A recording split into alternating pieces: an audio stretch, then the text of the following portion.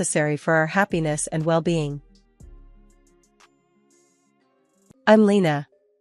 My world used to be pretty decent, with my mom, Jane, being the cool optometrist in town and my dad, Richard, playing the hotshot plastic surgeon. Our house was always buzzing, either with mom's gentle guidance or dad's big tales of making people beautiful. Lena, pass those files, will ya?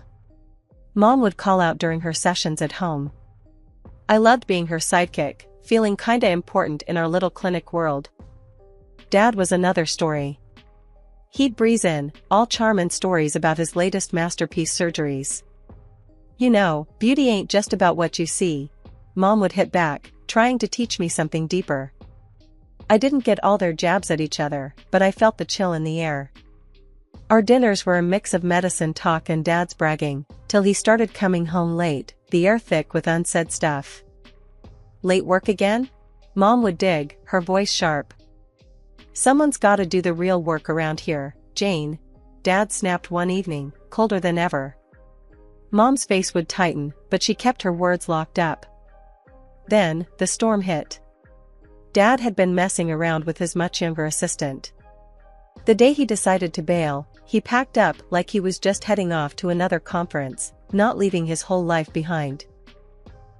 Richard, how can you just walk out on us? Mom tried to fight, her voice all shaky. It's not you, it's me. Look after your mom, Lena, he said, barely glancing my way. His advice felt like a slap. Wasn't he supposed to be the one looking after us? What followed was a nightmare. Mom dove headfirst into a depression so bad, it felt like she'd vanished. We had to ditch our home for a cramped apartment, all cause Dad decided he wanted the house for himself and his new chick. Why's he doing this, Mom? I couldn't wrap my head around the mess. People change, Lena. Or maybe they just show their true colors. We'll get through, she whispered, but it was like talking to a ghost. She was out of it, barely holding on. We were sinking fast, and then came my grandparents, throwing us a lifeline with all the love and backup we needed. Your mom's stronger than she knows, Lena. We'll help her back on her feet, Grandpa would say, him and Grandma standing like two pillars by our side. They never trash-talked Dad, but the lesson was clear, family's what you have when the world turns its back. Then came the final blow. Dad wanted the house, all for himself and his new family. Mom was too beaten down to fight, nearly letting him have it all. But then, my grandparents stepped in, guns blazing. They hired a lawyer who fought tooth and nail, managing to claw back half the house's value. That house got sold, and with that money, Mom could afford a small apartment for us. Life took a nosedive after Dad bolted. Mom, once vibrant and full of life, became a shell of herself. Our new digs? A cramped apartment that felt more like a box than a home. The shift from our comfortable life to this was like night to day, and not in a good way. Mom's clinic work dried up. She'd stare at the phone as if willing it to ring, but it sat silent, a mocking reminder of how far we'd fallen. The days she managed to drag herself to the clinic were victories, but they were few and far between. Lena, breakfast. She'd call out on her good days, her voice lacking its usual warmth. I knew those days. It meant she was trying, for me. I'd shuffle into the kitchen, finding her staring out the window, coffee untouched. You okay, Mom? I'd ask, even though I knew the answer. I'm fine, honey. Just tired. She'd lie, plastering on a weak smile that didn't reach her eyes. School became my escape. It was there I could pretend everything was normal, that my family wasn't crumbling. But kids talk, and it wasn't long before whispers of my dad's affair and our fall from grace reached my ears. Hey, Lena, heard your dad left 'cause he got tired of your mom. That true? Jack, a kid with too much mouth and too little sense, sneered one day. Shut it, Jack. You don't know anything. I'd snap back, fists clenched. I learned to fight with words, my tongue as sharp as any knife. At home, the silence was deafening. Mom and I, we were like two ghosts, passing each other in a fog of sadness. But then, Grandma and Grandpa stepped in. They were our rock, refusing to let us sink further. "Jane, you can't let this beat you. You're stronger than this," Grandpa would say, his voice firm yet filled with concern. "I know, Dad. It's just hard," Mom would respond, her voice a whisper, her spirit broken. "Hard? Life's always hard. It's about getting up, dusting yourself off, and going again. Lena needs you," Grandma would chime in, no nonsense as ever. Their visits brought light into our dim world. They helped with bills, groceries, and most of all, they brought hope. Hope that things could get better, that we weren't alone. "Lena, why don't you help me with this?" Grandma would say, handing me a recipe. Cooking became our therapy, a way to bridge the gap the silence had created. I watched Mom slowly, ever so slowly, start to come back to life. She began seeing patients again, her clinic's phone starting to ring with life. It was a slow climb, but we were making it, step by step. "You think you can handle school and helping me at the clinic?" Mom asked one day, her eyes holding a spark I hadn't seen in ages. "Yeah, Mom, I can. Let's do this," I said, my voice more confident than I felt. But I was ready to fight, ready to help us move forward. The struggles were real, but they made us stronger. The betrayal, the hurt, it was all part of our story, but it wasn't the end. It was just a chapter, one that taught us about resilience, about fighting back when life knocks you down. Then my grandparents died quietly one after the other. They left us a legacy, a bittersweet gift that propelled us into a new chapter. With it, Mom found the strength to open her own ophthalmology clinic. It was a fresh start, a chance to rebuild from the ashes of our past. "I'm thinking of naming it Visionary Futures," Mom announced one evening, her eyes shining with a mix of excitement and nervousness. "Sounds like a superhero base, not an eye clinic," I joked, trying to lighten the mood. Mom chuckled, shaking her head. "Maybe so, but it's about looking ahead, Lena. We're moving forward, not looking back." I helped set up the clinic, painting walls, assembling furniture, and sorting through endless boxes of medical supplies. It was hard work, but there was a sense of hope and purpose in the air that had been missing for too long. "Lena, can you help me with this?" Mom called out from the reception area. I walked over to find her struggling with the computer system we'd installed. "Let me try," I said, taking over the keyboard. "You know, for a tech-savvy generation, I'm pretty useless at this stuff."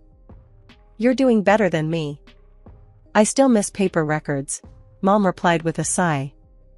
The clinic slowly started to take shape, becoming more than just a building. It became a symbol of our resilience. We were both learning and growing, finding our footing in this new reality. Opening day arrived faster than we anticipated. Mom was a bundle of nerves, double-checking everything and pacing the floor of the clinic. "What if no one shows up? What if we fail?" she whispered to me, her usual confidence wavering. "We won't," I said firmly, more to reassure myself than her. "You're the best eye doc in town. People will come." And come they did.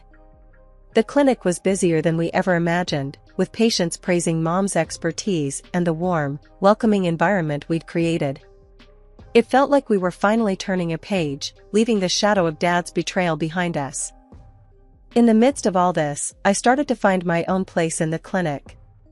I wasn't just the daughter of the owner, I was a part of the team, helping patients and learning more about ophthalmology than I ever thought possible.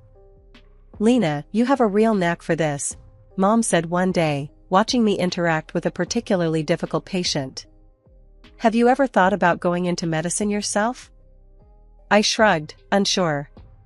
The thought had crossed my mind, but it felt like a huge step. Maybe. I like helping people, and working here has been eye-opening, no pun intended. Mom laughed, pulling me into a hug. "Whatever you decide, I'm proud of you. We've come a long way, haven't we?" "Yeah, we have," I agreed, looking around the busy clinic. "We really have." As days turned into weeks, and weeks into months, the clinic thrived. We were no longer just surviving, we were living. It wasn't always easy, and the shadow of the past sometimes loomed over us, but we faced each challenge together, stronger and more united than ever. After high school, I had this crossroads moment, you know? Mom sat me down one evening, her clinic files spread out like a sea around us. "Lena," she started, that serious tone in her voice that always made me listen up. "Have you given any thought to becoming an optometrist? You've got the brains and the heart for it." Honestly, I had tossed the idea around in my mind, playing with it like a puzzle piece, trying to find where it fit in my future. "Yeah, I've thought about it, Mom. It's just big, you know? Following in your footsteps." She smiled, that warm, reassuring smile that could light up our cramped living room. "Big, yes, but not impossible. You've been my right hand here since you could barely reach the counter. You've got this, Lena." So, I took the leap. I enrolled in medical college, diving headfirst into the world of medicine. Those years were a blur of textbooks, late-night study sessions, and more coffee than I care to admit. But I made it through, graduating with a sense of accomplishment that was both mine and a tribute to the path Mom had paved for me. I interned at her clinic, getting hands-on with everything from patient consultations to managing the inventory of lenses and frames. It was during this time I continued my medical education, never letting the dream of expanding our clinic fade into the background. Then came the International Ophthalmology Exhibition in our city. It was a big deal, and Mom had been buzzing about it for weeks. "Lena, this could be a game-changer for us," she'd said, her eyes sparkling with that familiar mix of excitement and determination. And she was right, but not just about the clinic. At the exhibition, I met Alex. He was there representing a major pharmaceutical company, and from the moment I saw him, it felt like someone had punched the air out of me. He had this easy charm, a smile that felt like it was just for me, and eyes that listened. We got to talking, first about the boring stuff, supply contracts, new drugs on the market, the usual. But then, the conversation drifted. He asked about my work at the clinic, about what it was like growing up in a family so dedicated to healthcare. "You really love it, huh?" "The clinic, I mean," he said, leaning in, genuinely interested. "Yeah, I do. It's more than just a job, you know? It's part of who I am," I replied, surprised at how easy it was to open up to him. He nodded, that smile never leaving his face. "I get that. It's the same for me. Passion drives us." Things moved fast after that. Alex started showing up at the clinic, under the pretense of official pharmaceutical business, but we both knew it was more. He'd bring coffee, we'd steal moments between patients to chat, and before I knew it, I was falling hard. One day, after the clinic had closed and we were alone, he turned to me, took my hands in his, and said, "Lena, I've never been more sure of anything in my life. I love you." My heart raced, my stomach did somersaults, and all I could manage was a whispered, "I love you, too." He smiled, that now familiar smile that promised so much more. Then, "Lena, will you marry me?" It was sudden, but then, the best things in life usually are. "Yes," I said, no hesitation. "Yes, I will." The excitement of the engagement consumed us. We dove into wedding planning, our days filled with talk of dates, venues, and dresses. Life at the clinic was usually a calm sea, the kind you'd want after a storm's passed. That day, though, it felt like the storm decided to make a U-turn. I was sitting behind the reception desk, scrolling through wedding dresses on the clinic's computer, dreaming, planning. That's when the door banged open, like trouble decided to walk in on two legs, dressed in expensive clothes that screamed louder than their voices. The couple, a man and a woman, strolled in like they owned the place, eyeballing everything with a mix of disdain and superiority. The man, about 60, with an air that he breathed better air than the rest of us, was the first to break the silence. "Hey, we need to see the doc, pronto. Got no appointment, but tell her it's urgent," he barked, his voice grating against my already fraying patience. I plastered on my professional smile, the one Mom taught me for just such occasions. "I'm sorry, but we're fully booked for the next 2 weeks. I can take your number and call you if there's a cancellation?" His reaction was like I slapped him with the schedule. What? You can't squeeze in a real doctor? Do you even know who I am? Before I could muster a response that wouldn't get me fired, his gaze landed on my computer screen. The smirk that crawled up his face was enough to make my skin crawl. Looking at wedding dresses on the job? And look at you, thinking someone would marry that? I felt my cheeks burn, not from embarrassment but pure, boiling anger. Excuse me, but my personal time is none of your business. Now, if you don't have an appointment, I must ask you to leave. His laughter was like sandpaper to my ears. This is how you treat people here? No wonder this place looks like a dump. And you, girl, ever thought of visiting a plastic surgeon? That nose and those lips could use some work. I was about to launch myself over the desk and show him exactly what this girl could do when Mom came out. Her timing was always either perfect or disastrous, depending on how you looked at it. Her eyes widened in shock. Richard? The atmosphere turned electric. Richard, the illustrious father who'd taken a hike from our lives, looked like he'd just swallowed a bug. And who might you be? His voice was laced with feigned ignorance, but the venom was palpable. Mom's backbone turned to steel. The mother of the girl you've just insulted, she shot back, her tone slicing through the tension like a scalpel. His companion, a walking advertisement for plastic perfection, piped up. Let's go, honey. This place isn't worth our time. That's when Mom turned to me, her voice loud enough to cut through the standoff. Lena, this piece of work is your biological father. Be thankful he left, we're better off without his delightful company. The man, my so-called father, Richard, recoiled as if Mom's words were physical blows. His arrogance deflated slightly, revealing a flicker of something else. Was it guilt? Or just surprise at being confronted so directly? You can't talk to me like that, Jane. I've achieved things you wouldn't even dream of. He shot back, trying to recover his earlier bravado. Mom snorted. Achieved? Destroying families? Abandoning your daughter? If those are achievements, then yes, you're quite successful.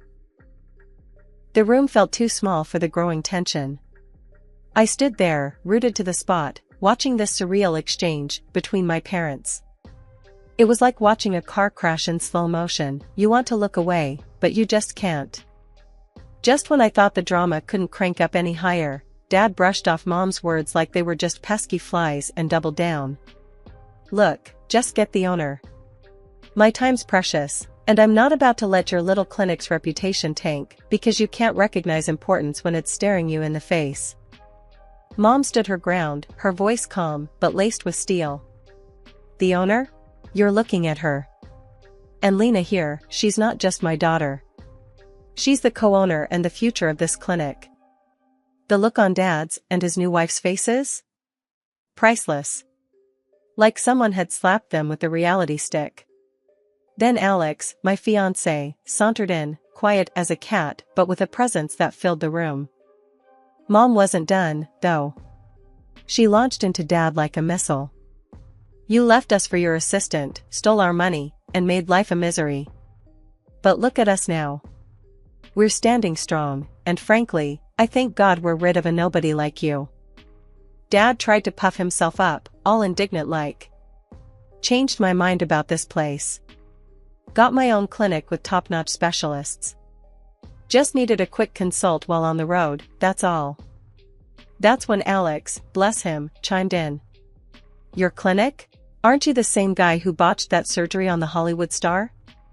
Got your license yanked and left drowning in lawsuits? You could practically see the steam coming off Dad. His face went from red to ghost white. That's all lies. I'm well respected in my field. Alex didn't skip a beat. Respected? The only thing you're leading in is the race to the bottom.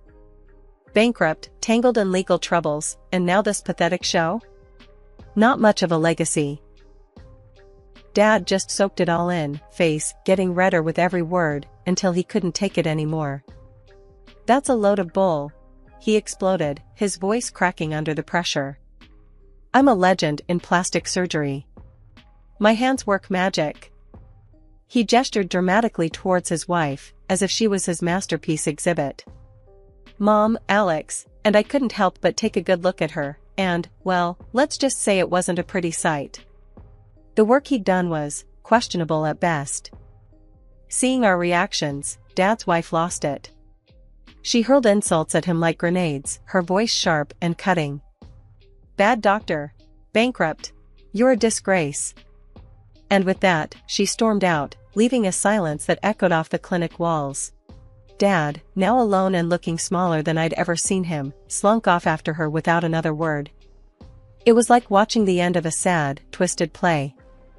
After my dad and his wife made their less than graceful exit, the clinic felt lighter somehow, like we'd just aired out a room that had been closed off for too long. Mom and I shared a look, a mix of relief and disbelief. Alex stood by the reception, a silent but solid support system. Can you believe that just happened? I broke the silence, still reeling from the encounter. Mom let out a laugh, the tension in her shoulders easing. Believe it? I lived it. And honestly, Lena, I'm just glad it's over. Alex came over, putting an arm around me. You both handled that brilliantly. If that was me, I don't think I could have kept my cool. I smiled, leaning into him. We've had a bit of practice dealing with difficult patients, but he's on another level. Yeah, well, he's gone now. And from what I've seen, he won't be back anytime soon, Alex added, ever the optimist.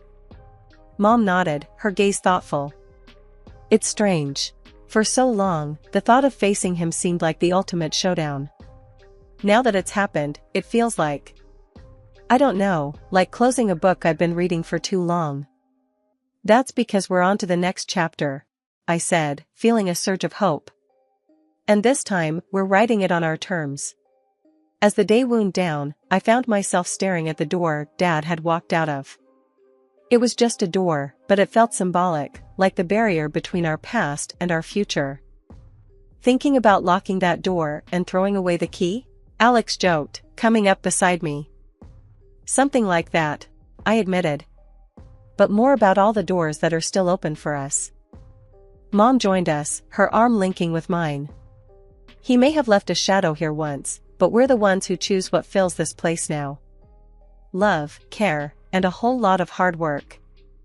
Yeah, and a no jerks allowed policy, I added, earning a chuckle from both of them.